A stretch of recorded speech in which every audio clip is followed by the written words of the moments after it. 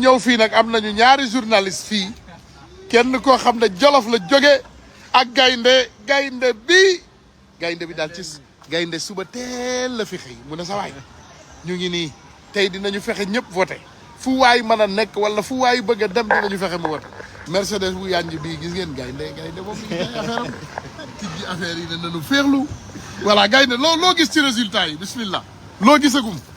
waaw Ousmane Tounkara yaa ngi may def loolu mu mës a def. mais garaawul communication bu doon laaj tey dañ koy laaj. wax dëgg yàlla yaay laajkat bi tey ñu laaj la. lu dul pour le moment bëgg.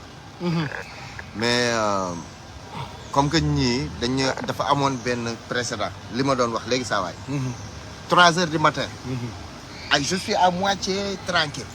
mais 3 heures du matin laay bañ. parce que damay bañ ñu jaar fa ñu jaaroon donc il faut que bët set. ba suñu ni ngi leen tuddee wala les 7 charognards. waaw ñooñee. ko joxe résultat définitif yi. résultat officiel waaw. officiel yi. ba pare les 7 sama benn tonton naan les 7 salles. ñooñu joxe seeni résultat. beneen bi mooy début bi le matin saa waay mu ngi may defal benn jàngat bu am solo mais kooku dama ko koy bàyyee moom mooy gën a mën a développer ci loolu. le matin dañooy gis ni taux de participation bi c'était amul woon affluence boobu. mais bi ñu demee ba ngoon si ci nañ gis ni jeunes yi ci nañu jóg ci nañu vraiment jeunes yi ak population bi. xam nga en grosso modo ñu jóg bo remplir seeni droit civique. donc ñu gis ne affaire vraiment mu ngi commencer leer donc yaakaar gi ma am yàlla na mottaliku. mais man fi mu ne nii. je suis pas à 100% convaincu. waaw convaincre nag parce que bii yoon moom. la woon. won ni na. ba ñu yeewu seen tappale yooyu ak seen 7 vieux salles yooyu bii yoon bu ñu yëngalee dëkk bii. danañ leen fekki foofu ñu ne duñu leen may dara. dana ma neex na lépp leer. résultat yi nga xam ne moom la citoyen sénégalais indi. résultat yooyu la ñuy nangu. duñu nangu benn saay-saay jéem ñoo divertir wala lakkal ñu suñu réew mi. li ma yàgg des wax vieux retraités. des vieux charognards yoo xam ne pare nañu. duñu bàyyi ñu lakkal ñu suñu réew mi. ndax Sénégal jàmm lañ fay woote ah. pour ma daaneel rek. avant tout et après tout. pour ma daaneel. waaw. man dama gëm ni. Jumbóori mii. li nga fiy yëkkati. ay yàq la xeeru géej. xeeru raay parce que ku ñàkk jom la. dëgg la. ku ñàkk maa ko wax ku ñàkk jom la donc faaw ñu jàmbaarloog moom maa ngi wax léegi saa waay journaliste ak les analystes là boobu ba léegi dañ ñu doon wax ni Macky Sall a gagné tous les rapports de force à l'exception de mars 2021 fa la mbir bi commencé basculer.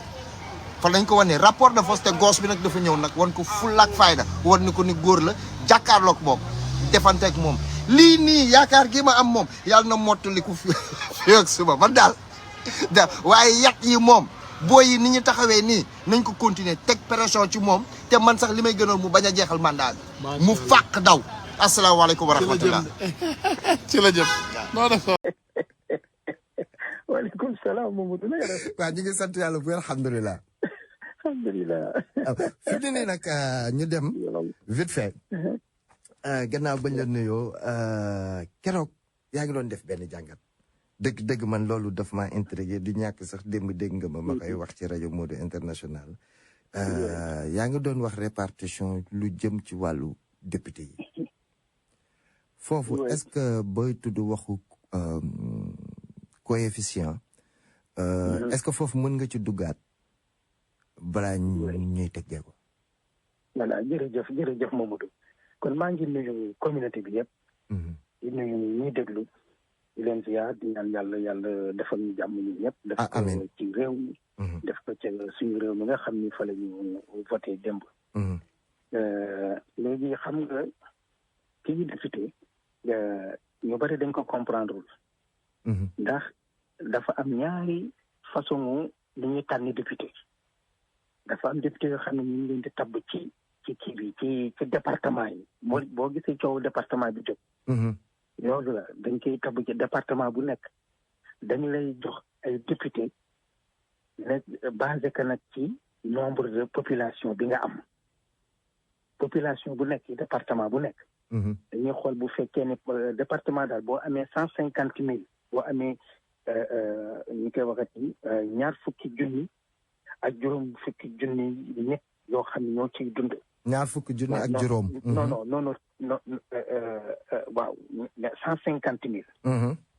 c'est-à-dire day nekk téeméeri junni ak juróom fukki junni nit. boo ko amee ñoo xam ne ñu ngi dëkk ci département bi di nga am ñaari député voilà. léegi nag bu fekkee ne am nga ay 75,000 rek wala yu ko gën a tuuti wala daal lu mu tuuti daal di nga am boo amee ba 20,000 wala yooyu di nga am benn député na nga nekk département rek minimum daal mooy di nga am benn député. maximum nag mooy 7 député mooy juróom-ñaari député comme ni Dakar am. waaw Dakar xam nga moo ëpp population. moo tax mu am juróom-ñaari député moom. waaye département boo tuutee ak loo tuuti tamit di nga am benn. waaye loo mag mënoo weesu juróom-ñaari député. waaw moo tax nombre député bi département mën a am daal maximum 7 lay doon. waaw juróom-ñaar lay doon. léegi ñooñu la ñuy wax département yi. Sénégal nag am na ñeent fukki département ak juróom-benn. waaw léegi département bu nekk nag comme ni ma ko waxee ci sa nombre li nga xam ne ñoo fay dund ci ay nit dafa yeewoo. loolu foofu la ñuy compter pour jox la benn député wala ñaari député wala ñett wala ba juróom-ñaar. moom mooy xayma bi ñu jàpp xayma boobu boo ko matalee rek. di nga am benn député la fa yeewoo ci nit. voilà minimum nag di nga am benn député. voilà benn lu mu tuuti boo dee département. léegi foofu nag la ñuy tabb nañu nag ci liste départementale bi tabb nañ ci ñu koy waxeti 112 députés téeméer ak fukk ak ñaar c'est-à-dire boo ci boolee diaspora bi téeméer ak fukk ak ñaar lañu. voilà c'est-à-dire dafa nekk 97 muy juróom-ñeent fukk ak juróom-ñaar ca Sénégal. Sénégal juróom-ñeent fukk ak juróom-ñaar la. ci ensemble 46 départements yi. léegi nga yokk ci 8 départements yi nekk ci diaspora bi. muy 15 députés. loolu tax mu nekk téeméer ak fukk ak ñaar la ñuy tabb ci département yëpp muy Sénégal ak diaspora bi. léegi Sénégal ci boppam rek. 46 la muy ñeent fukk ak juróom-benn. waaw léegi lan moo koy yóbbu. lan moo ko yóbbu ci téeméeri député ak juróom-benn fukk ak juróom. voilà li ko fa yóbbu nag moom mooy am na nag liste bi ñuy wax liste nationale. liste nationale bi avant ñuy dem ci élection yi ci lañ ko changé ay weer ci gannaaw ci la ñu changé parce que dafa nekkoon juróom-benn fukki député juróom-benn fukk la ñuy def ci liste titulaire. def juróom fukk ci liste suppléant. juróom benn fukk ci liste titulaire. ak juróom fukk ci liste suppléant. waaye nag bi ñu tabbee Kër Massar département. dañu doon wax naan dañuy yokk limu député yi au lieu mu nekk téeméer ak juróom benn fukk ak juróom. dañ ci bëggoon dolli nag département de Kër Massar jox ko ñaari député. yokk benn député département de Mbour yokk benn député ak Thiès. waaw loolu moom la ñu doon def. mais nag député yi d'accord ci opposition bi yooyu yëpp kii c'est-à-dire parti politique yi. ak opposition bi yëpp dañu ni daal déedéet parce que boo yokkee nombre de député bi yëpp dépense yi day yokku. salaire yi day yokku oto yi ngay joxe day yokku avantage yi day yokku ak yooyu. léegi nag jubóowuñu foofu. léegi gouvernement bi ci boppam moo mujj nag tranché Macky Sall moo mujj tranché. daan ni juróom benn fukki yi xam ne mooy nekk ci titulaire bi. dañ ci wàññi juróom-ñaar. wàññi si juróom-ñaar séddale ko département bu Kër Massar ak yeneen département yi nga xam ni seeni lim ci ña fay yeewoo yokku na. looloo tax mu nekk nag juróom fukk léegi ak ñett xam nga juróom benn fukk boo ci jëlee juróom-ñaar. léegi day nekk juróom fukk ak ñett. loolu muy juróom fukk ak ñett yi nga xam ne ñooy titulaire. mais suppléants yi ba tey juróom fukk la. noonu la ñu def. léegi nag. bu ñu demee ba ci département yi raw gàddu la. département yi moom boo ëppee benn xob rek yaa moom député yi fa nekk lépp yooyu la. léegi nag waaw bu ñu voté nag ba pare. bu ñu defee vote bi ñu wàññi xob yi nga xam ni yëpp ñi nga xam ne daal ñoo voté fii ñu wàññi la nekk la voté ca Sénégal. boole wàññi tamit li voté ci diaspora bi. par exemple bu fekkee ni dañoo calculer ñu ñaari millions nit daal génn nañu.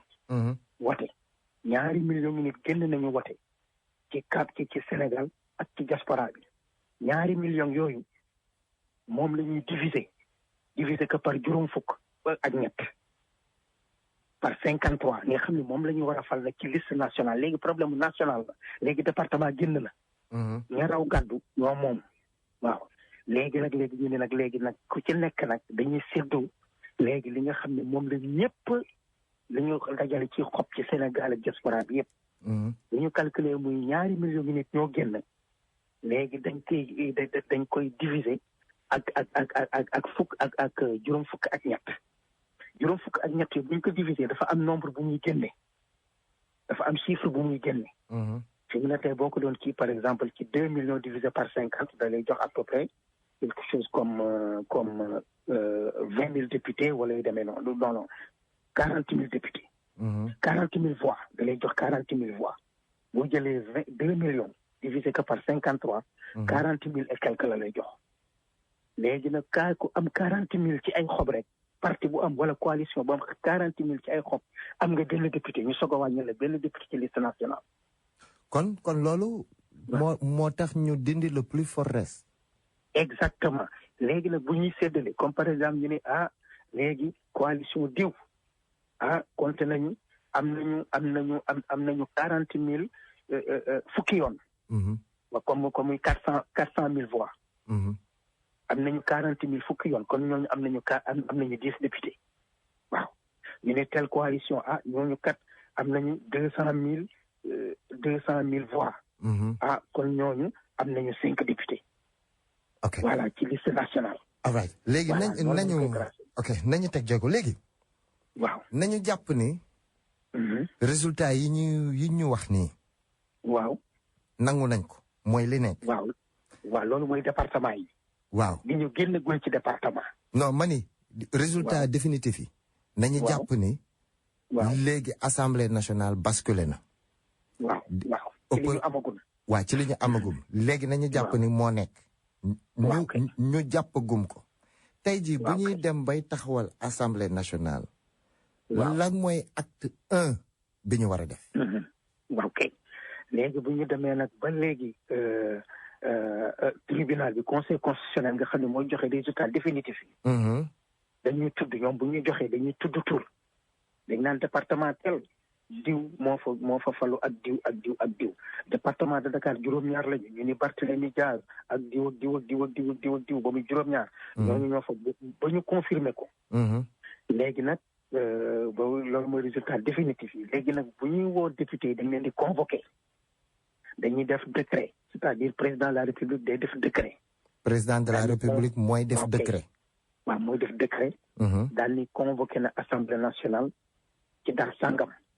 normalement ci mois d'octobre la war a nekk. warul génn mois d'octobre. waaw parce que assemblée nationale ñaari session lay am te ñaari session yi ñu ngi war a am ci diggante octobre ba juin.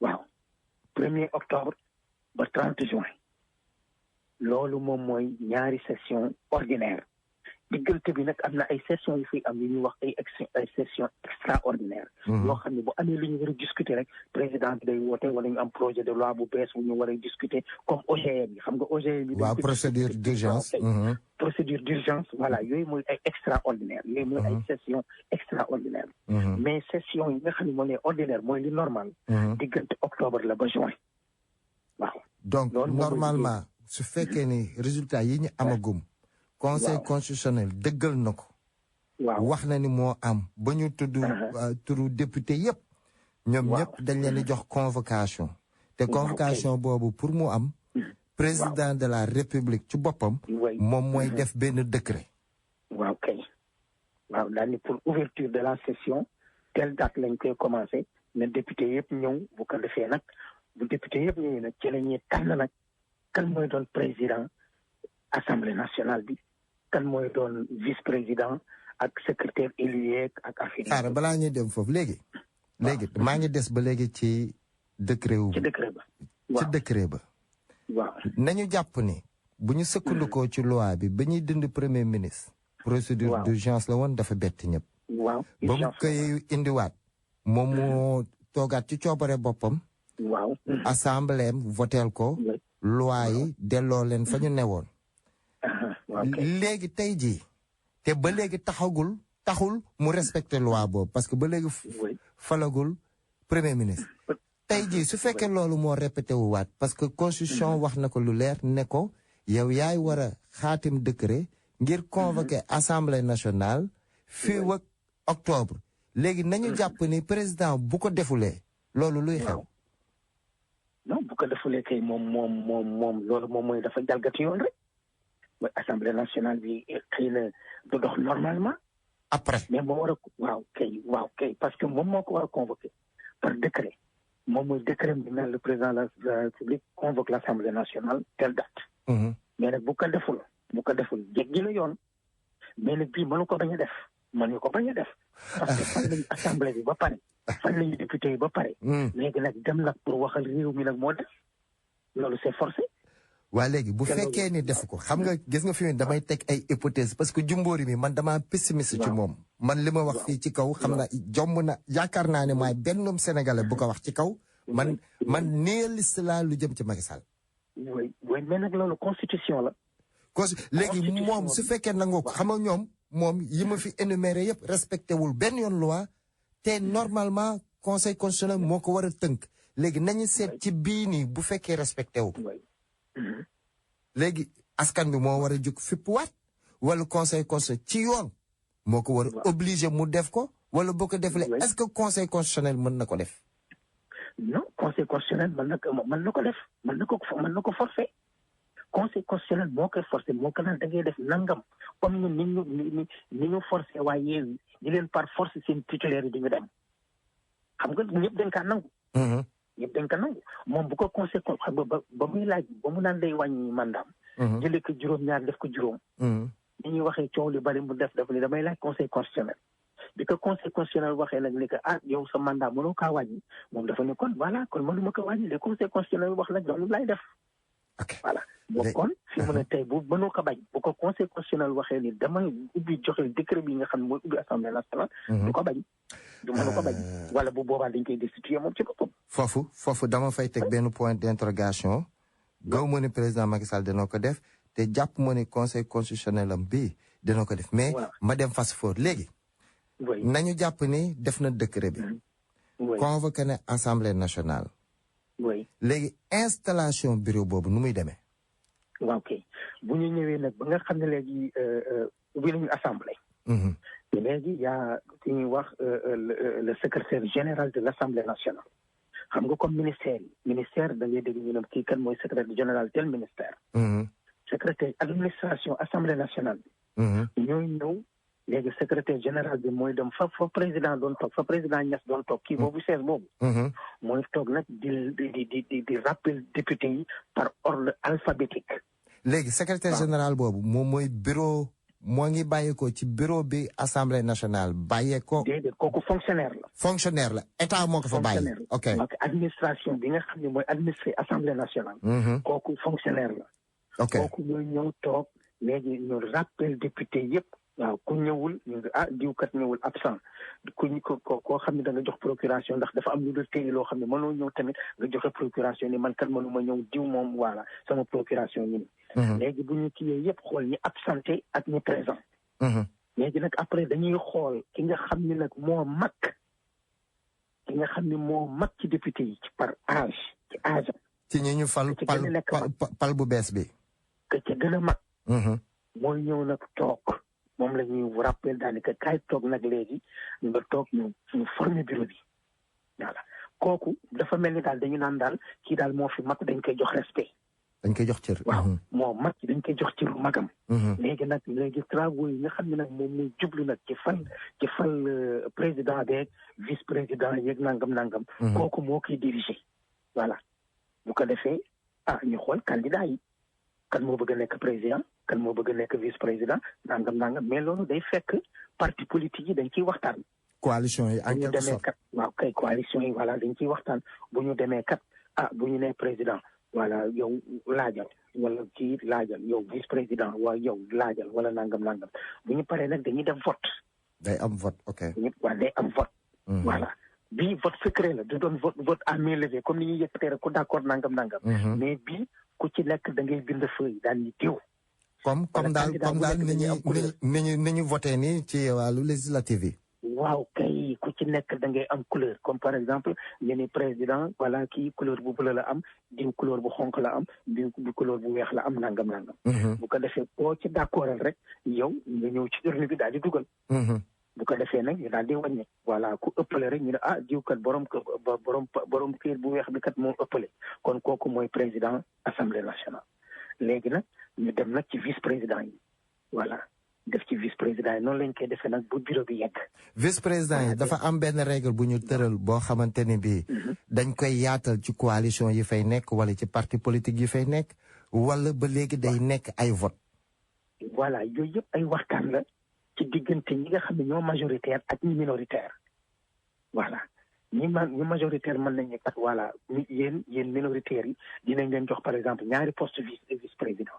waaw dinañ leen jox ñaari poste wala benn poste secrétaire élu ak yu demee noonu boobu waxtaan lay doon.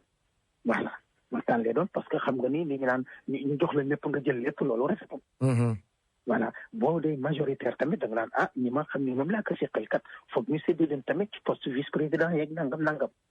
voilà ay secrétaire élu ak yooyu parce que yooyu moo am vice président vice président ak secrétaire élu. ak président commission yeeg commission des lois commission des finances. commission yi te c'est après waa ku ci nekk nag tamit dañ la naan coalition tel dinañ la sédd tant de commission dinañ sédd benn commission wala ñaari commission wala yu demee noonu. waxtaan la loolu après. voilà mais vote bi daal mi ngi ci président ak vice président yi foofu la vote bi nekk. ok léegi ma tegaat beneen jéego léegi voté nañu. ba tànn président assemblée nationale. waaw. ñu ngi installé bureau assemblée nationale.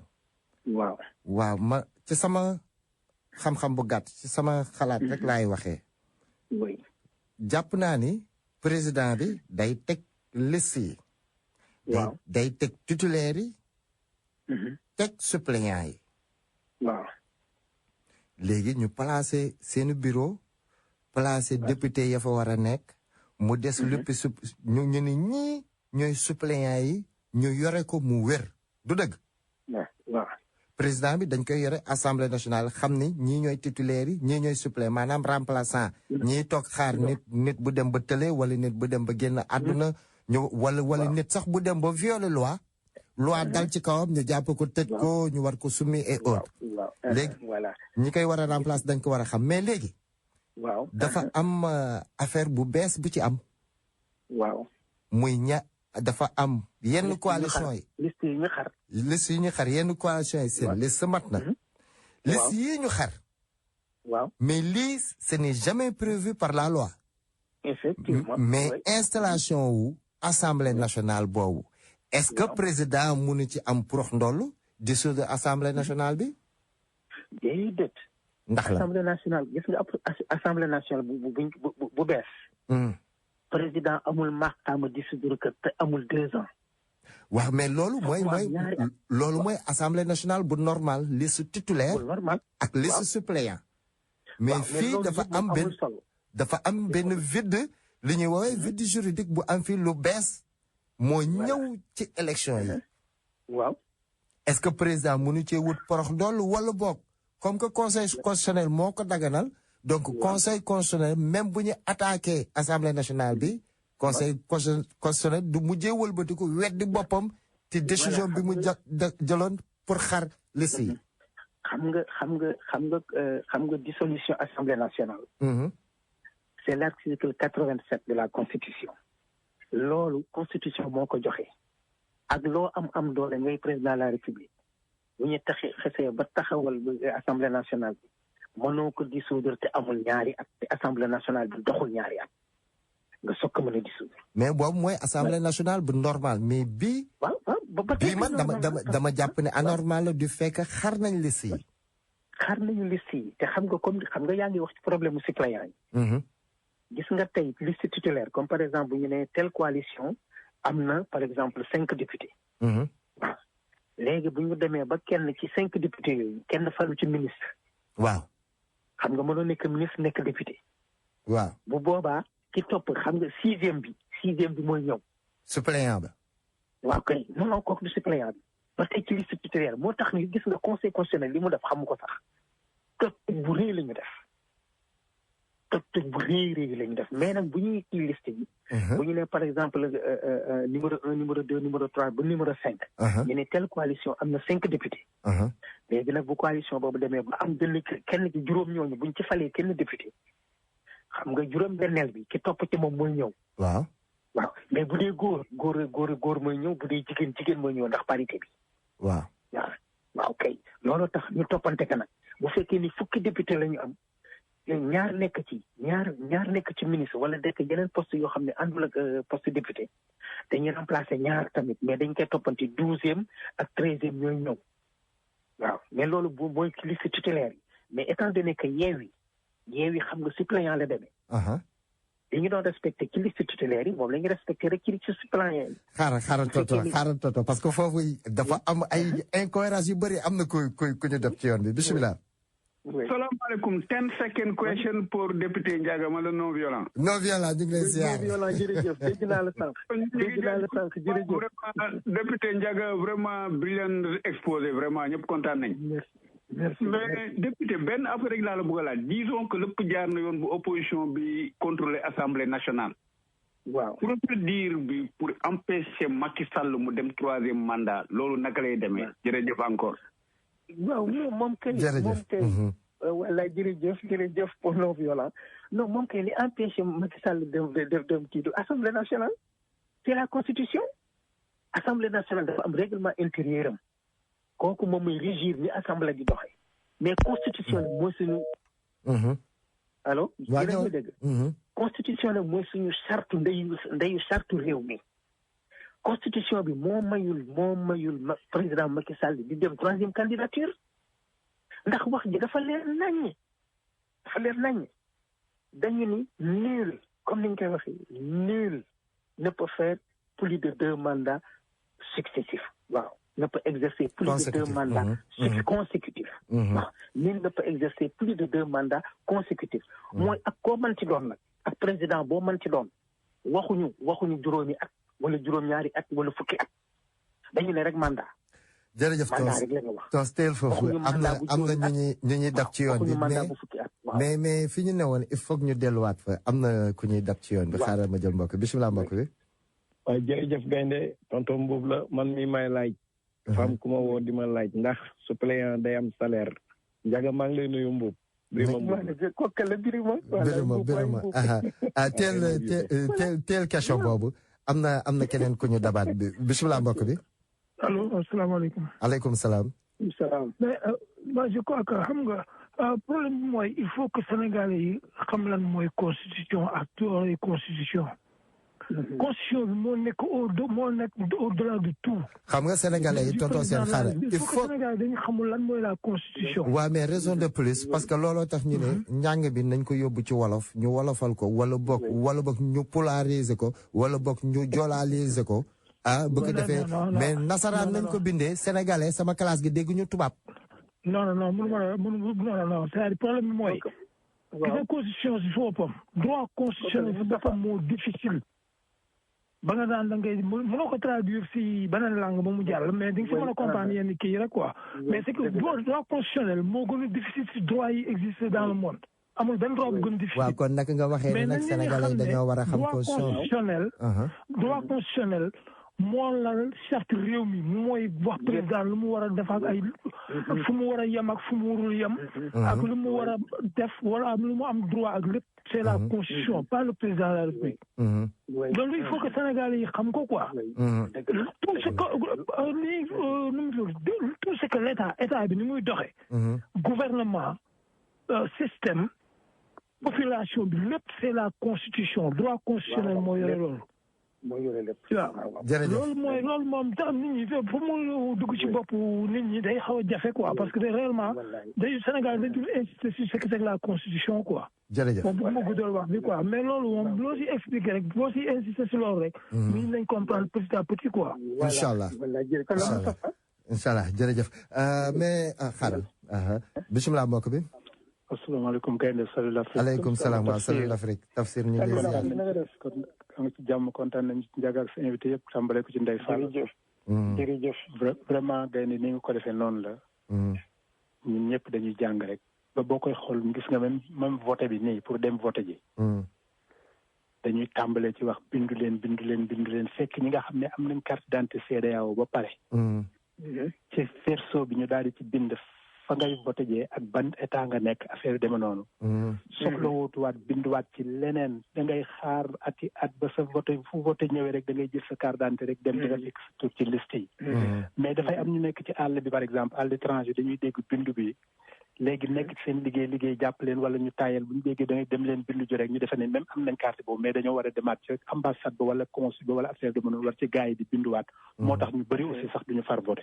nii nga def nag mooy li nga xam ne moom la rajo yu bëri war a def comme li ma lay wax rek dañ lay tiitaroo ba ci suñu pétrole ak suñu constitution bi ngeen di wax ak cohabitation bi ñuy wax il faut ñu indi ñoo xam ne dañoo jàng loolu nekk ay professeur seen xel màcc ci non dinañ ñëw ci loolu leeral ko doomu aadama yi ba nga xam ne pétrole bi sax fi mu nekk nii li ñu wax nit ñi dinañ ko ci kenn fii 2024 am na dëkk yoo xam ne fi mu nekk wóor na ma ñun 900 milliards yi ñuy wax ni moom lañ ci gagné su dama ne la am na dëkk yoo xam ne ci ñun ci 2 ans ou 3 ans loolu la ñuy wax loolu la ñuy gagné de ñi jàng pétrole ba xam affaire économie war na ñoo wax ba xam ñun ci 3 ans wala 4 ans 900 milliards ndax nit ñu wala déet ndax wóor na ma ne am na dëkk yoo xam ne loolu ci 1 mois kese ñu gagné ko. jërëjëf waaleykum asalaam wa rahmatulah. tonton Ndiaga ñu delluwaat ci laaju initial tonton Birima nee na ndegam suppléant dafay am salaire. waaw moom kay suppléant moom boo fa toogee député nga yow député nga waaw moom député nga xam nga li kii mooy que titulaire rek suppléant. mais actuellement xam nga li def confusion moom mooy suppléant yi nga xam ni moom mooy dem ci Yewwi yooyu wax seen suppléant ñuy dem mais ay député la ñoo fi nekk député kooku mooy équipe B bi équipe B ñooy dem kon ñi nga xam ne ñooy football ñoom la ñuy fay ñuy football ñoom la ñuy jox prime ñoom la ñuy fay salaire député la ñuy doon. waaw parce que mais bu njëkk député daan suppléant daan na fayeeku wala daawul fayeeku. déedéet tant que nekkoo député di siège doo fayeeku. waaye léegi. waaw suppléant daal li lay dugal. moom mooy. li lay dugal moom mooy xam nga tey bu fekkoon liste bu normal la. kenn xaru ko. foog juróom fukki yi jeex 53 yooyu juróom fukki ak ñett yooyu. foog mu mat ci pour ñu soog a jëli nag ci suppléant yi. liste nationale. waaw léegi nañu delluwaat ci débat bi parce que. waaw parce que dañoo génn carrément ci fi ñu newoon. foofu noonu. parce que lii précédent bi musuñu ko am.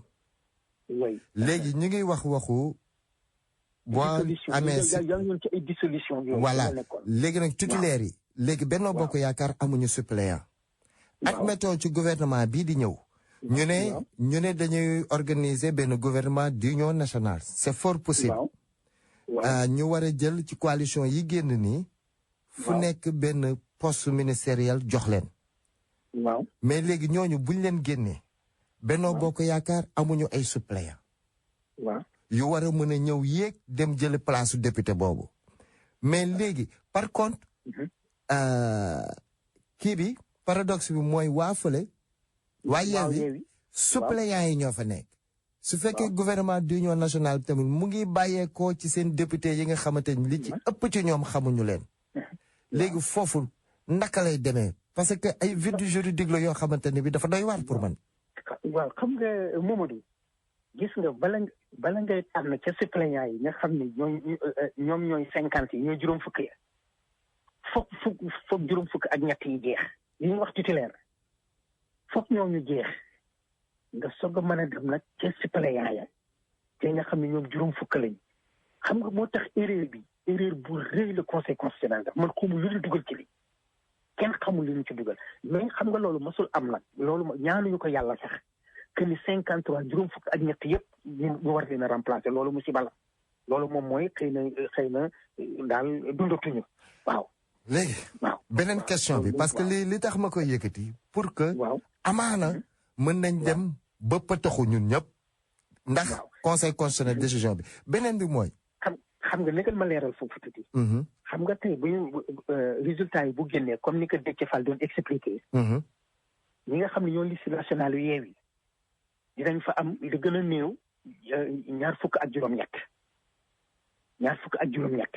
léegi da ngay compter 1 2 3 4 5 ci suppléants yi ba 28e bi ba ñaar fukk ak juróom-ñetteel ki nga xam ne mooy suppléant. voilà ñooñu ñooy dugg. léegi ñaar fukk ak juróom-ñeent ba jëm suuf nag ba jëm juróom fukk ñooñu duggaguñu dañuy xaar bu fekkee nag ci ñaar fukk ak juróom-ñett yi am na ñu ci fal yeneen poste yoo xam ne du ànd ak député du ànd ak poste député bu ko defee ñaar fukk ak juróom-ñeent dugg ñaar fukk ak fanweer dugg wala yu demee noonu lay demee kii bi day toppante waaw. nañu teg foofu baaraam loolu yow ak Salif dama leen di indiwaat mais beneen bi mooy. ñu gis ni Yewwi liste titulaire yi demuñu. suppléants yi ñoo dem. waaw ba tey ay député lañu. ba tey ay député nañu. waaw te tey su ma juumulee Barthélémy Dias su ma juumulee mu ngi woon ci liste titulaire loolu département la. léegi même bu nekkoon ci liste titulaire yi.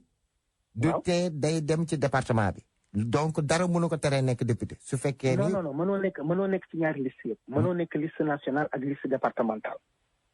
mënoo ci nekk. benn liste rek nga mën a nekk département mooy ci raw gàdd bi dañu naan diwkat am na doole diwkat wóolu nañ ko ci koñam kii ba ñu ko defee ci département bi mën na gañe ndax koñam wóolu nañ ko wala quartier wóolu nañ ko loolu mooy tax ñu def département man département laa jàlloon. waaw li tax nekk député 93 département de Dakar laa jàlloon. ok li tax ma jaaree fii mooy. damay xalaat possible président assemblée nationale Déthié Fall mu ngi woon ci national bi wala départemental bi. waaw ci national bi mais titulaire yi ñoo demul. Déthié Fall bokkul Sonko bokkul kii ko Aïda Mbodj bokkul ñoom ñëpp kenn bokkul ñooñu duñu dem assemblée. kon ñi nekk ci département bi ñooy ëpp chance. ci département bi moom dañuy dem assemblée incha allah. dañuy dem assemblée donc Barthélémy Dias. Guy Marius Sagna. waaw Guy Marius Sagna ñoom Barthélémy ak ñooñu dañuy dem assemblée ñoom parce que ñoom ñoo gagné seen département. ñooñu moom automatique ñooñu moom wóor na ni incha allah dañuy dem. dañuy bokk ci assemblée bi. donc présidence assemblée nationale donc par force. ci ñoom lay génnee. ci ñoom waaw c'est-à-dire bu ñu majoritaire dañuy voté bu ñu majoritaire ci ñoom lay génn parce que boo majoritaire boo voté yaay ëppale baat. waaw ci ñoom lay génn. léegi fi mu ne nii Sénégal ñu ngi dund benn Barthélémy mën na nekk président assemblée nationale wala Guy Marius Sagna. teel tonton parce que fii nii maa ngi ko bisimilah. waaw salaamaaleykum. aleykum salaam. kum salaam. Gaye na ngeen def. ñu ngi sant yàlla bu ñu ngi nii rek kooku sama waay la kooku Mamadou Diop Mbaye Diop la. donc la nuyu waay grand. Mbaye Diop maa ngi lay fay kontaan naa. bëgg nañ trop et puis exposé bi vraiment leer na trop vraiment. ñu ngi ciy jàng lu bëri quoi. jërëjëf mais man suma question mooy. waaw. assemblée nationale. ci li ma recall yaakaar naa ne alliance musu fa dem. donc liste wàllu.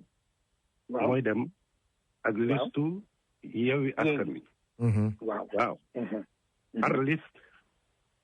parce que tamit dafa am loo xamante ni ci règlement intérieur u assemblée nationale.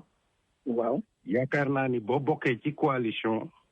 waaw mënuloo ko jógee dem ci beneen coalition quoi. waaw. donc man li may ragal. wala li nga xamante ni moo nar a am. waaw mooy que wàllu dem Yewwi dem mais il se retrouve pas. xam nga bu baax li may wax. ñu am daal ay réeroo ñu am ay réeroo majorité waaw ñu am ay réeroo daal. non pas mën nañ sax bañ a réeroo mais mën nañu bañ a majorité comme que yow ci li nga wax nee nga dañuy voter le président de l'Assemblée nationale. ci nga xam ne da ngay dem ci mbañ gàcce gi. waaw donc ci vote boobu noonu même ñoom suñu majorité au niveau de l'opposition mais kenn ku nekk coalition ngay demee. waaw. donc foofu mën na am de très xam nga bu ñu demee tey bay fal bureau bi. foog waa Wallu toog ak waa Yewwi toog. ñu waxtaan nan la ñuy defee posting président vice président ak nangam mais nag du ñu fàtte opposition bi tamit. du ñu fàtte ñi nga xam ni waa Benno Bokk Yaakaar nga xam ne ay opposant la ñu actuellement quelque lañ opposant la ñuy nekk foog ñu sédd leen tamit ay poste bu doon benn wala ñaar sax dinañ leen ko sédd. voilà mais ñoom ñi nga xam ne ñoom majoritaire ak te coalition la ñu demee foog toog waxtaan ba déggoo kan mooy nekk suñu président kan ngeen bëgg mu nekk président assemblée bi ci suñu biir suñu coalition parce que ñoo ànd ba gagné. léegi foofu ay waxtaan foofu moom waxtaan rek moo fa mën a nekk côté boobu. parce que li ma yaakaar moom ku nekk sa liste ngay demee quoi parce que mënoo la alliance bi ci boppam du dem en tant que alliance comme ça quoi. voilà ñoom ñaar bu ñu tàqalikoo majoritaire dootu ko am foofu. parce que ñoom bu ñu boolee moo tax ñu ni ñoom am nañu déjà 83 députés ci li ñu compté gum. loolu tax ci ñoom ñaar ñoo boole moo tax mu nekk 83. wàllu effectivement waaw kay léegi nag bu ñu déggoowul nag ba xaajaloo am xëy na foofu nag mën naa am ay coow. oui. am naa yaakaar ni daal am naa yaakaar ni nga respecté. waaw situation bi quoi jërëjëf mbokk bi jërëjëf am na. jërëjëf Mbaye Diop am na beneen question boo xamante ni moom ay disagree with you quoi bien que ni nga interprété que comment dirais-je constitution bi quoi. waaw. ci 3e mandat bi. waaw. kooku buñ dugg foofu gum bu ñaa ngi woote xam nga kooku loi boobu foofu noonu dañ koy denc dama baal rek ma jël ñii parce que waxtu bi mu ngi may xoj mbokk bi nga baal ma bisimilah mbokk bi. non mais Mbaye Diop foofu mu jëmoon am na sens parce que. non xoolal nañu resté ci assemblée nationale s'il vous plaît. installation bureau bi et autres waaw. bon fi mu jëmoon ci assemblée nationale la mais li may wax mooy. que bu ñu fàtte man am yaakaar naa problème dina am quoi parce que depuis longtemps maa ngi dégg ñuy wax naan kii comme que opposition bi ñoom majoritaire si élection yi ñoom ñooy fal président de l'Assemblée nationale mais loolu amul si constitution bi. loolu c'est le règlement intérieur de l'Assemblée nationale. jërëjëf il faut que mu clair. jërëjëf c'est le règlement intérieur de l'Assemblée nationale. il faut que merci nga xam nga détail yooyu mooy ni ñuy wax ni mu la parce que. nit ñaa ngi def confusion naan constitution mais loolu amul si constitution bi. déedéet amul ci constitution bi. merci beaucoup pour clarification boobu quoi. jërëjëf même ma jël kii. règlement intérieur Assemblée nationale. bisimilah mbokk bi. allo salaamaaleykum. aleykum salaam. waaw Gaynde. waaw. waaw man la Moustapha mais ñu ngi lay féliciter ci émission bi di féliciter sa invité bi. parce que vraiment mel na ne moom am na expérience ci parlement mi muy doxee. mais dama dégg kenn di laajte naan bu ñu demee assemblée liste Wallu ak liste Yewwi mais Wallu ak Yewwi yéen tamit da ngeen di delluwaat ci ginnaaw parce que avant ñoom bi ñu defee seen ñaari coalition yi bi ñu kiwee. bi ñu defee loolu ñoom am na benn charte bu ñu def boo xam ne ba naka la ñuy toogee ci biir assemblée. loolu la xam nga loolu au début bi ñu ko defee noonu loolu yëpp leeroon na mi ngi woon ci internet bi ak yooyu yëpp. naka la ñuy àndee naka la ñuy àndee ci élection yi bu ñu gagné ba majorité ak bu ñu duggee biir assemblée naka lañ fay toogee loolu yëpp ñoom prévoir nañ ko ñaari coalition yooyu. loolu laa bëggoon leeral quoi. jërëjëf ak leen tam maa ngi la koy xamal. mais ñu ngi wax affaire cohabitation ak affaire yooyu mais fi mu nekk nii. information yi génn ci internet bi. waa Benno waa Wallu ak Yewwi tey defoon nañ conférence de presse mais bokk yaakaar benn tas yaakaar defaat nañ beneen conférence de presse est-ce que xool ngeen loolu te dégg nga ba léegi ñoom ñu ngi rejeté ne cohabitation du am. jërëjëf d'ailleurs waxtu bi moo may tànc fi mu ne nii. et que dinaa dem. Mamadou dafa am loo xam dama ko bëgg a préciser muy lu am solo nit ñi yóbbaale ko. gis nga commission assemblée nationale. am na ci commission boo xam ni macha allah. commission des finances commission de l'économie générale et des finances. bi Moustapha Niass di bañ ku ko yëngal. commission voilà. commission des finances gis nga commission boobu. même boo dégloo campagne Yewwi. ak Sonko. mi ngi naan mën nañu wàññi dund gi. dinañ mën a contrôler tamit kii société publique yi. dinañ mën a loolu lépp c'est possible. gis nga loolu muy wax noonu. commission boobu bu defee liggéeyam. tout parce que yaay contrôler sax intérieur ak extérieur. xaalis bi jóge intérieur ak extérieur yaa koy contrôler. voyez consommation yaa koy contrôler. oui les accords économiques internationaux yaa koy contrôler. commission boobu bu defee liggéeyam comme il faut.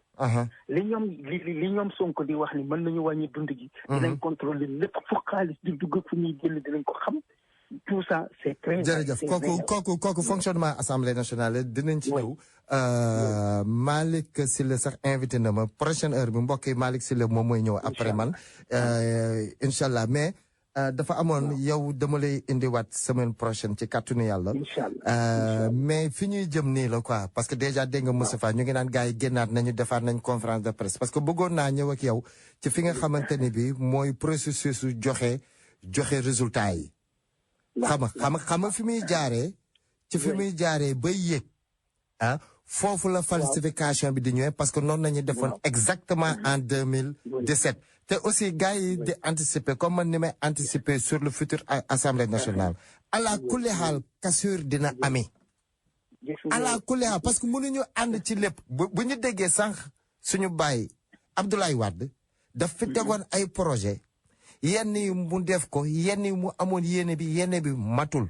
te c'est sûr et c'est certain Yewwi Askan bi duñu d'accord ci lépp donc politiquement dana am ay désaccords yu fay am kooku loolu c'est politique c'est normal donc buñ dugg nañu xool assemblée bu dëgër waa demal xam nga désaccords yi du doon ay désaccords yoo xam ne du yóbbu blocage day dem ci blocage kooku député bu nekk sañ nga ko waaw sañ nga par exemple bu ñu la indilee un projet de loi wala une proposition de loi waaw nga xool ni lii doy na ma wala doyuma dëgg la bu fekkee ni nag majorité bi ñoo ni doyuma dañ koy delloo gouvernement bi di leen xoolaat leen ko waaw en seconde lecture da ngeen koy xoolaat ngeen indiwaat ko ñu liiraat ko encore waxtaanaat moo tax déggoo mën na am bu fekkee ni nit ñi dañu bëgg a liggéey rek pour Sénégal déggoo moom mën na am bu fekkee ne xol yi mooy liggéeyal Sénégal dëggantaan déggoo mën na am mën na bañ a am benn problème yow kat li nga indi xool nañ ko ci assemblée nationale bi doyuñu demal nga xoolaat ki indi war na xool ci gàttal dernier segment bi ma bëggoon parce que fële bëggoon naa ko gën a yaatal trop mais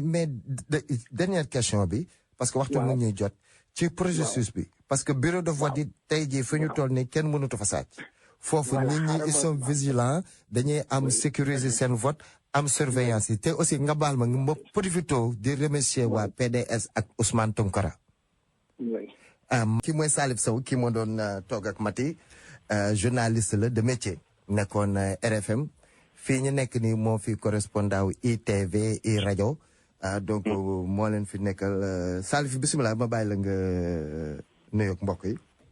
waaw maa ngi lay nuyu di la féliciter yow gaynde di la encourager ci liggéey bi nga xamante ni yaa ngi koy def te defaloo ko lu dul sa communauté mu doon loo xamante ni nag jaamu yàlla la liggéey bi li ngay def nii di jël sa heure di jël say waxtu di jël say xaalis di ko ci def di jël sa xalaat sa lépp sa yitte yow ak ñi ngay def ñëpp ñëpp ñuy def rajo tamit ñu ngi leen ci ñëpp ñoo xamante ni daal ñu ngi jàpp ci communauté bi ak ci li nga xamante ni mooy doxal Sénégal ñoom ñëpp ñu ngi leen di féliciter di leen encourager et di leen ñaanal jàmm.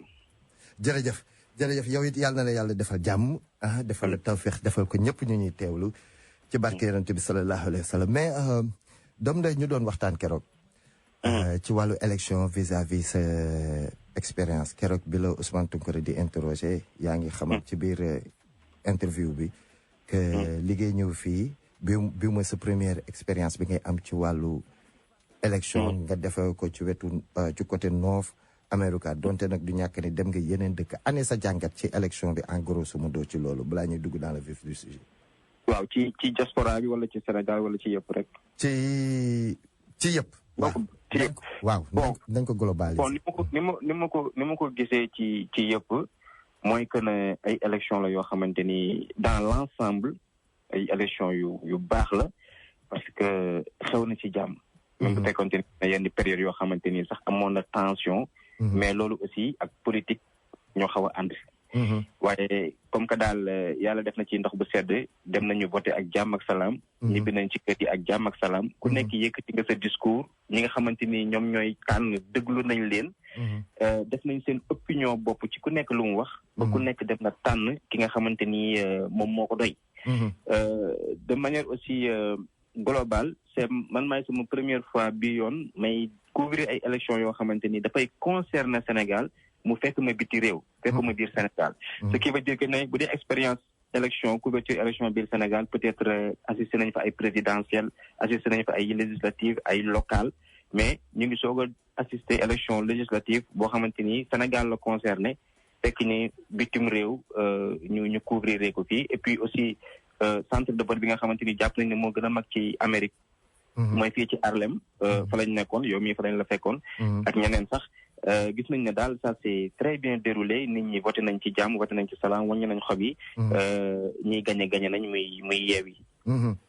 waaw mais ñu gis ni d'ailleurs quasiment ñoo fa yendoondoo ñu gis ne affluence bi ñu nekkoon fii moom c'était paisible nit ñi da ngay gis dañuy ñëw voter tranquillement dem xam nga donc affaire mais ñu gis ne au niveau du pays ñu am benn constat boo xamante ne bi affluence bi dafa desoon suba si mais am na benn moment gis nañ mu am évolution mais début bi nit ñi frustration mi ngi doon commencer mais Sénégal qu'est-ce qu'ils attendent ñu ngi doon gis caravane yi mu ngi doon fees engouement avec yooyu mais ñu gis élection bi ni population bi waree répondre nañ noonu ani yow loolu sa jàngat ci loolu vis-à-vis sa expérience bi nga amoon foofu ak li nga gis ni affaire yi nu mu doon évoluer waaw man moom ni mooy gisee élection yi mooy élection par exemple ni nit ñi di waxee taux de participation bi dafa faible man damay relativiser mooy peut-être am na ñu koy wax mais man sama xalaat ak ñooñu xaw na am fu mu wuutee ci lu bëri parce que am na sax ñu naan peut-être ñi voté élection législative yi ñooy ëpp ñi voté élection locale parce que Sénégal boo seetloo souvent nombre bi voté élection législative mooy ëpp élection locale ñi voté présidentielle ñoom ñooy ëpp ñi nga xamante ni ñooy voté élection législative Sénégal boo xoolee souvent tendance bi noonu lay demee mais je crois que c'est un peu partout dans le monde dafa mel ni tamit fii fii waaw mais sénateur yeeg house beeg yooyu bu ñuy voté chaque fois taux de participation élection générale bi day wute lool ak taux de participation yi yeneen élection midterm yeeg yooyu waaw parce que tamit lu jig njaaga yaay njaag lu jig njaaga mooy njaag parce que président aussi dafa nekk loo xamante ni xam nga yow fi ñu toll nii Sénégal bu ñu waree ñëw Nations Unies wala yu waree ñëw fenn bu ñuy invité kenn du mën nañu invité assemblée nationale mais lu ci ëpp bu président bi ñëwee kooku moom moo teewal suñu dëkk bi ñun ñuy ñëpp donc intérêt bi foofu lay ëppee léegi aussi dafa am benn waay boo xam ne dafa bind comment voter les Sénégalais benn livre la boo ci xoolee Sénégalais yi bu ñuy voté ji jour élection dafa am maanaam benn rang boo xamante ni dañ koy rang ñun dem voté ji mais ñu ci bëri duñ ci bàyyi xel boo seetloo jour élection man li ma jot a couvrir bàyyi ci xel mooy boo ñëwee ci bureau de vote yi 7 heures xam nga ñu nga fay fekk paa yi ak maire yi paa yi bu ñu julli jee fajar ba pare souvent dañuy doxantu buñ doxantoo ba pare dañuy ñëw ran bu ñu ranwee ñoom dañuy teel a voté ñoom nag bu ñu voté pratiquement ba ay 9 heures 10 heures côté boobu noonu day xaw a slow tuuti ba ay 11 heures di nga gisaat ni ñuy wax la classe moyenne mooy ñi nga xamante ni mooy genre naanite yi daal waaw intellectuel yeeg ñi nga xamante ni maanaam jekkuwuñ jamono waaye jamono tamit jekkuwu leen ñooñu boo seetloo ñoom ñooy faral di voter entre ay 11 heures ba ay 2 heures bu ñu paree foofu day xaw a dal tuuti gars yi indi añ yi ñu nekk ci bureau de vote yi añ naan boisson naan ataaya tooñante seen biir après nag ci la jigéen ñi jeggi tàmbali di ñëw di sànni xob léegi nag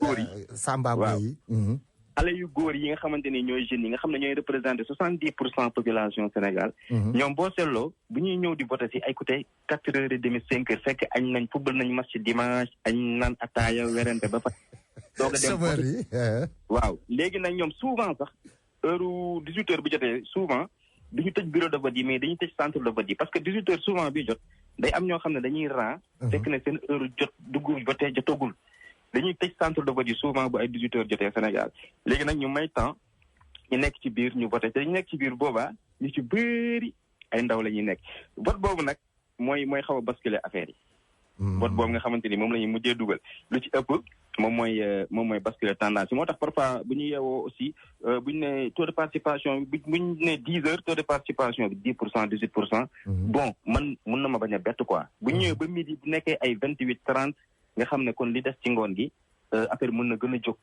mais souvent Sénégal noonu la ñuy faral di voter kon daal matin bi 3e âge bi pratiquement ñuy jug dem mi journée bi nandite yi naankatu café yi yeewu gaay grasse matinée waaw ci nañuy profité ñeneen ñi nag dernière quart d'heure mooy chômeurs yi xoslumaan yi ak tamit dóorkat yi fekk ñoom dóor nañu seen journée marchand ambulant yi fonctionnaires yi et cetera ñooñu ñooy ñëw buuxante ci dernier quart d'heure yi waaw souvent waaw léegi nag naka ngay gisee ni fi mu ne nii ñu ngi gis mu ngi am tuuti polémique ci wàllu résultat te quasiment résultat yëpp génnoon na ci premier jour bi pourquoi ñu bëgg téye résultat yi pourquoi ci processus yéegal PV yi lu tax à chaque fois foofu day am problème booy fàttalikoo 2017 c'était pareil 2017 ñu ngi joxe woon résultat yi ci 3 heures du matin te benn camp moo ko joxe apparemment loolu nañuy bëgg répéter parce que maa ngi gis benn titrage article ci dakarmatin.com ñu ngi naan le mensonge de minuit pourquoi ci xaaja guddi Mimi Touré génn bële c'était buñ jonn bi pas c'était Mimi Touré bu génn joxe ay tendance am ba naan moom am na 30% est-ce que ci code électoral bi am na droit def loolu waaw moom nee na am na 30 Benno Bokk Yaakaar am na 30 départements sur 46 sur 46 justement léegi bu ñu defee benn arrière bu ndaw comme ni nga ko waxee kon donc ñoom boo xoolee Benno Bokk Yaakaar loolu moom stratégie de communication la 2017 présidentielle yi weesu ak bii nii boo xoolee c'est pratiquement la même chose même stratégie la même lieu la même heure la même discours la discours gagnant boo xoolee aussi nag boo jàngatee nag au fond discours bi am na benn changement boo xam ne benn nuance boo xamante ni mu ngi ci biir boo xam ne xëy na moom sax soxna si moo ko tey wala tey ko wala nit ñi bàyyiwuñ ko xel parce que bul fàtte ne élection législative yi ak élection locale yi daanaka même alignement la parce que élection locale yi ba muy am février après 6 mois après ñu def élection législative yi président Macky Sall sax ba mu ñëwee fii ci New York mi ngi ko doon wax naan waaw nee nañ bi ñu def élection yi mais dinañ ko def ñu ngi naan ma ay inondation yi daf ñuy yàqal mais teewul dinañ ko def diñ naan ñu Covid bi daf ñuy yàqal mais dinañ ko def moom ba muy def meeting fii am fa woon moom dégg naa ma président Macky Sall ci boppam bu yëkkati kàddu yooyu noonu moom ba mu ñëwee biir New York fii nii mais li ma doon bëgg a wax ci nuance bi mooy boo xoolee communication bu Benno Bokk Yaakaar def donc fu mu accès woon communication ba élection locale yi passé ak fu mu accès communication ci législative yi am na différence parce que élection locale yi ba mu jàllee ba ñu perte yenn dëkk yu am doole yi ba ñu defee discours dañ ne bu doon élection présidentielle la Macky Sall day jàll au premier tour avec 80%. boobu mais bii nii Aminata Touré présidente Aminata Touré premier ministre ba mu ñëwee waxul pourcentage yu électorat mais dafa joxe nombre de départements te entre nombre de départements ak pourcentage électorat dafa am benn distance bu gudd boo xamante daf ci nekk par exemple su ma nee la département bu Mbacké mun nga am ay 5 députés par exemple ci benn département mais par contre mun naa la tuddal beneen dëkk boo xamante ne beneen département la mais benn député laa fay am wala ñaari député ce qui veut dire que nombre de départements yi bu ëppee nombre de départements yi ñu lay gagné ça ne peut pas systématiquement dire que ne yow yaay ëppale ay sièges à l'Assemblée nationale ça ne peut pas dire ça loolu mooy beneen bi mooy ça ne peut pas ba pare beneen bi mooy bi yoon joxewuñu ñoom pourcentage ci électorat bu Sénégal 30 départements yooyu ñaata la ci xam nañ ko ñoo la ko gën a xam. waaw parce que mu ngi naan on a des chiffres à l'appui mais moom joxewul chiffre. dafa joxe rek parce que xam nañu derrière les chiffres ce que ça cache moo tax opposition bi ñoom bañ defee discours dañ ne ces 30 départements ne représentent que 55% de l'électorat. ce qui veut dire que ne élection locale yi passé ñoom bañ doon 80% instant yi dafa chuté ba 55% et puis boo ñëwee ci koñ yi daf ci confirmé wu parce que boo ñëwee par exemple fu mel ne Guédiawaye Ahmed Yewwi mooy ñoom Ahmed Aïdara ba ñuy gagné mairie bu Guédiawaye différence bi c'était pratiquement 6500 voix mais bii nii c'est presque 20 000 voix ce qui veut dire que ne ñoom dañoo tripler lële parce que ñu ngi dañoo gën a creuser yaatal liñ leen rawee voilà c'est-à-dire bu doon ne élection locale yi dafa nekkoon match football exemple laay joxe bu doon élection locale yi arbitre bi dafa ne yow mi Benno Bokk Yaakaar avertir naa la donc instant bi arbitre bi da ko jox carton jaune parce que dafa nombre de voix yi dafa jéggi dayo léegi nag foofu aspect ba lan la aspect bi mooy nekkul te ne Sénégalais yi gën nañ leen confirmer ne du ay affaire de moyens ay affaire de xaalis mooy tax nit ñi di voter parce que ma joxal exemple bu Guédiawaye Ahmed Aïdara benn nit la parce que Malick Gakou mën nañ ne battre campagne parce que neen daf feebaroon dernier jour bi la ñëw après mu génn. def sorte médiatique wantu après waaw gisaatuñ ko. ba démb après photo wu waat démb gisaat naa ko mu photo wu. mais Ahmed Aïdara lañ gis ne moo nekkoon ci terrain bi.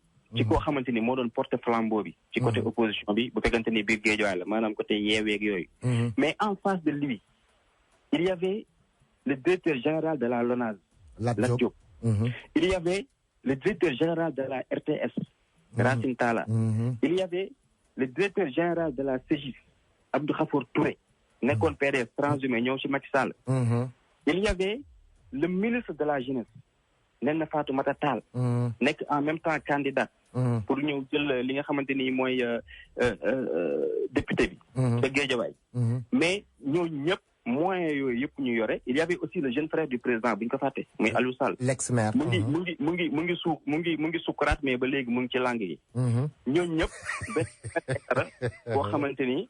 nit ñi dañoo jàpp ne buñ koy xas sax diñ naan du journaliste buñ koy xas di naan jàngam soriwul buñ koy xas di naan déggul français mais moom la nit ñi voteel ce qui veut dire que ne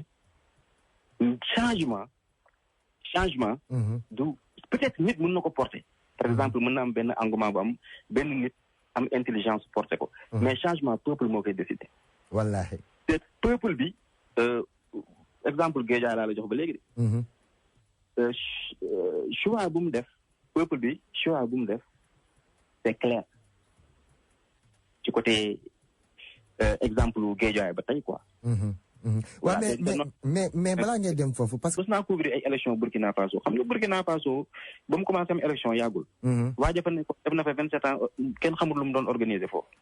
moom la après ko tàq mu dem mu ngi Côte d'Ivoire nee nañ Ivoirien la ñëwaat ne neen nañ ko baal kenn comprendre ah. Burkina Faso ah. ñoom ba ñuy voté xam nga vote électronique biométrique par exemple yow da ngay dugal sa xob léegi gars yi dañu koy wàññi léegi. élection yi ñëpp résultat yi en direct lañ ko doon seetaan en direct laa la wax de nga koy seetaan commission électorale boo ñëwee toog xob bu dugg gars yi na xob bi dugg na fii gars yi xam lépp nu mu demee A ba Z pour man war nañ toll foofu Sénégal élection war na mën a dépasser fi nga xamante ni fii lañ toll ci Sénégal. est-ce que nekkul volonté politique ba ca war te xam nga volonté politique bi kenn mënu ko am ku dul gouvernement wala benn assemblée nationale bu forte ñu voté ay loi imposer ko dëkk bi imposer ko système bi ñu commencé doxal loolu obligé ñëpp à ce que ñu dëppoo ak loi bi.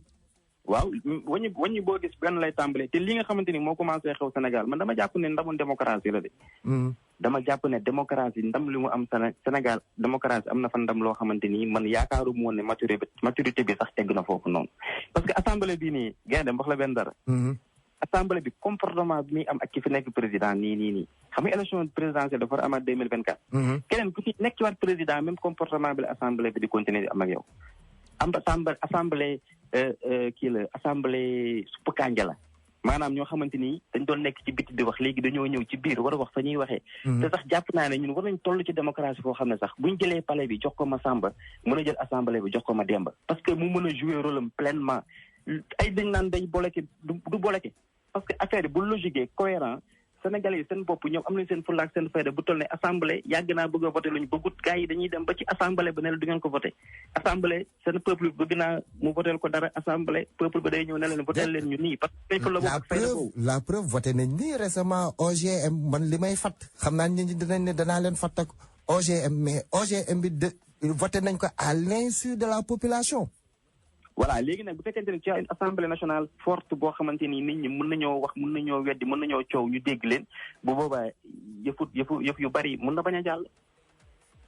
c'est très important parce que fi ñu toll nii ci léegi nag xam naa ne da nga xaw a xat mais juste rek pour wax le na sama lecture bu mujj ci élection yi mooy locales yi mooy législatives yi pour man nit ñi bu weesoo arrogance bi nga xamante ni ñoo ànd ak Macky Sall président Macky Sall ñenn ñi ci ñoom arrogant nañ ko ñàkk kersa bu fekkente ni tamit fàtte nañu démb ñu bari ci ñoom ak erreur maanaam bi ñuy def peut-être ay erreur d'appréciation ay erreur de calcul dama jàpp ne population bi président bi lañ envoyé un message un signal très fort président bi lañ sanctionné. maa ngi dégg démb Malay Ndiaye mu ngi naan erreur bi Macky Sall def mooy ñàkk leeral troisième mandat am. waaw ñàkk voté Assemblée nationale ci la criminalisation du localisme ak peut-être loi bi ñu jàllale barki démb OGM ak plus mbënd bi ñëw fekk tombeek élection yi. ma doon la ci benn. Macky Sall amul numéro 2. ku iñaanee sa nono. erreur mënut a weesu lool ci ku jiite. boo demee Côte d'Ivoire dañoo am numéro 2 3 4 5 6 dañuy dem ba 6 benn période. bañ numéro 2 moo tax sax mu ne premier ministre amatul. parti APR xamoo kuy numéro 2. waaw pëcc xoolal tey Mahmoud Saleh fël suba Aminata Touré fël ginnaaw suba Amadou Ba fël ginnaawaat suba Diouf Sarr fël te ginnaawaat suba Matar Cissé fël ginnaawaati suba Aly Ngouille Ndiaye fël te ku ci fël ñu suqi la nga wàccaat Amadou Hott fël ku ci fël ñu suqi la nga wàccaat loolu mënut a ñàkk. mais yow en tant que journaliste ma daanale foofu en tant que journaliste. ñu gis ni képp kuy journaliste wala communicant. wër APR ak Benno Bokk Yaakaar élection yi man gisuma kenn ku ci impliqué à part plus ou moins Racine Talla. Racine Talla c'est-à-dire ci. seen campagne bi. def propagande bi. parce que Racine Talla benn nit la mais double casquette la yor Racine Talla dafa nekk RTS. mais Racine Talla politique moo ko teg RTS. Racine Talla il est le maire de Wakhinane Nimzatt. Racine Talla il passe beaucoup de temps avec président Macky Sall. Racine Talla bureau daanaka lu muy nekk palais moo ëpp daanaka lu muy nekk RTS. donc Racine Talla buy wax foofu c'est normal mu waxee comme un politicien buy wax. c'est ça aussi le danger gaynde ci yenn poste stratégique yi nga xamante ni dafa nekk Sénégal ñu war ko dénkaane. xam nga nee nañ ko falu da ngay dénk ki nga wóolu mais am na yenn poste yoo xam ne jàpp naa ne jot na sëkk ñu ciy def li ñuy tubaab di wax appel d'offre ñu xool ki nga xamante ni moo gën a méritant moo ko gën a mérite moo ko mën a nekk Racine Talla jàng na de njàngam sori na parce que man j'ai eu à travailler avec Racine Talla am na benn rajo bu nekk Guédiawaye bu tudd Guédiawaye FM man mii ak Racine Talla ñoo si doon liggéey je connais le gars donc moom buy wax parce que far moo metti buy wax day jiital casquette politique bi affaire de professionnel ak yooyu dañ koy tegee nele donc am na yenn poste yoo xamante ni jot na sëkk fi ñu toll nii ñu ciy def appel d'offre lu ñëpp bokk da nga koy teg ñëpp kii parce que boo xoolee par exemple mel na France xam nga France ay RFI yi mais RFI yeeg ay France 24 mais yooyu gouvernement bi France ko moom mais duñu défendre intérêt président bi de dañuy défendre intérêt dëkk bi. intérêt France waaw. intérêt France mais pas intérêt président France. kon ñun dañuy juum ci priorité yi comme naka nañu war a doxalee. confusion bi foofu la. confusion bi foofu la benn le gars yi benn dañu leen di lié benn dañu leen di maanaam dañu leen di tënk même bu ñu leen tënk ñoom ñooy tënk seen bopp ngir ñëw joxe seen bopp. solution bi nga xamante ni lañ gis ci yenn médias publics yi nga xamante ni ñun ñëpp ko bokk ak yenn poste yi nga xam ne dafa stratégique ñun ñëpp ñu bokk ko pourquoi pas ñu def appel d'offre am ñoo xamante ni seen njàng sori na te mën nañ jëriñ Sénégal lu bari. mais dernière question en parlant des autres journalistes yi doon politique Mor Ngom Yakham Mbaye et Aliou Fall ñooñu daan nañ leen gis publiquement mais récemment ci local yi ci législatif yi ils sont absents ci côté politique. est-ce que jurul ay frustration ci biir au niveau de APR et de Benno Bokk Yaakaar. mais président Macky Sall da ngay xool ñi ko doon défendre. avant muy nekk ñu koy défendre bu mu defee premier mandat ñi koy défendre ba mu nekkee ci diggu nguuram ak ñu koy défendre jamono ji yow da ngay xool rek. ba pare dafa am beneen erreur boo xamante ni nit ñi dañ koy def journalisme journalisme du communication journalisme benn maillon la rek bu ndaw. te président Macky Sall ba mu faloo dafa def erreur boobu ci man li ma gis. il s'était entouré de journalistes mais il ne s'était pas entouré de communicants. moo tax ay njombe rek nañuy wax. waaw communicant journaliste étape la rek benn maanaam chaîne la. boo xamante ni xam nga chaîne boo ko taxee ay kii yu lonkalante la. benn la ci rek mais du lépp. doom lay mais de journaliste. ben ñoom affaire journalisme lañu xam.